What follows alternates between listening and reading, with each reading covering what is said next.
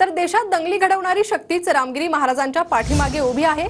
पवार गटाच्या नेत्या फौजिया खान यांनी रामगिरी महाराजांवर टीका केली आहे। मुस्लिम समाजाला आवाहन यांच्या भूलथापांना बळी पडू नका असंही फौजिया खान यांनी म्हटलंय। मुस्लिम समाजाने रस्त्यावर उतरावं हाच दंगलखोरांचा उद्देश असल्याचं फौजिया खान म्हणाले। खूप दुर्दैवी वाटते मला, कारण हे अपेक्षितच होता। शक्ती कोणती आहे? शक्ती तीच आहे जे जातीवाद पसरत आहे या देशामध्ये।